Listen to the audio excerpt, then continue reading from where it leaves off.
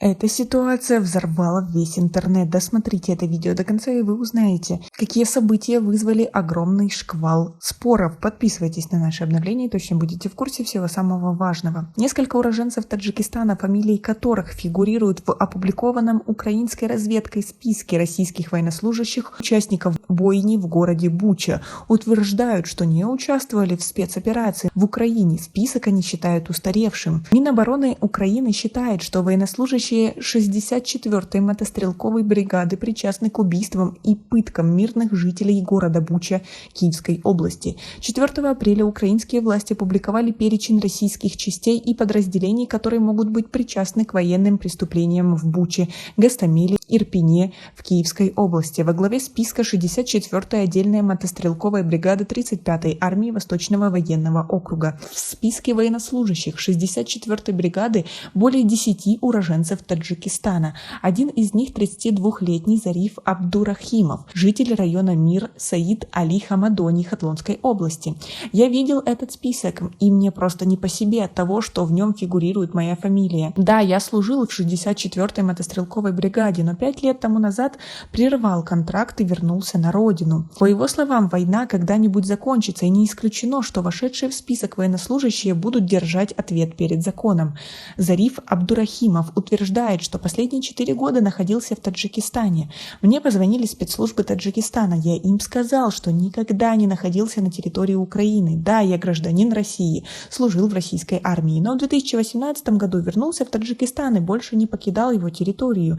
Я живу и работаю в Таджикистане. Мою фамилию внесли в список военнослужащих, которые причастны к убийствам и пытках мирных жителей Украины. Но это ложь, заявил собеседник. В начале апреля журналисты и украинские власти сообщили о десятках погибших людей на улицах города Буча, к северо-западу от Киева. Фотографии погибших в гражданской одежде, иногда со связанными руками, опубликовали независимые мировые издания. Украинские военные тогда зашли в город после того, как оттуда ушли российские войска. В убийстве более 900 мирных жителей города Буча Киев обвиняет в частности военнослужащих 64-й отдельной мотострелковой бригады. А как вы относитесь к этой ситуации? Свои ответы напишите нам, пожалуйста, в комментарии. Сколько уроженцев Таджикистана участвуют в боевых действиях на территории Украины, неизвестно. Однако 8 человек, имена которых фигурируют в списке военнослужащих российских частей и подразделений, которые могут быть причастны к военным преступлениям в Украине, заявляют, что никогда там не были.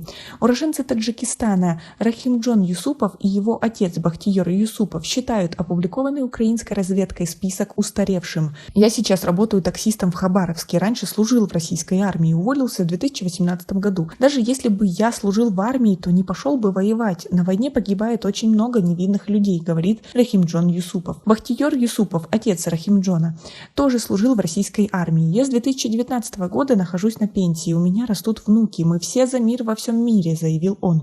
Насколько опубликованный список российских военнослужащих достоверен, в украинской разведке не сказали и лишь отметили, что в условиях войны проверить достоверность списка невозможно. Уроженец Таджикистана Саид Бахром Бердиев, другой фигурант списка, говорит, что уволился из армии в 2021 году.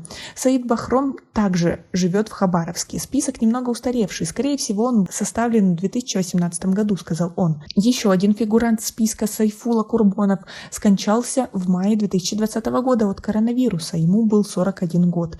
Близкие Курбонова говорят, что из-за закрытия границ тело не смогли перевезти на родину и похоронили в России. С начала военной операции в Украине подтверждена гибель не менее 7 уроженцев Таджикистана, военнослужащих российской армии. На днях в соцсетях появилось видео, на котором некий человек представляется уроженцем Таджикистана и утверждает, что воюет против Украины вместе с военнослужащими Чечни. Как вы относитесь к сложившейся ситуации в Украине? Как вы думаете, кто прав? Свои ответы напишите нам, пожалуйста, в комментарии. У нас пока на этом все. Оцените наше видео подпиской и лайком. До скорой встречи.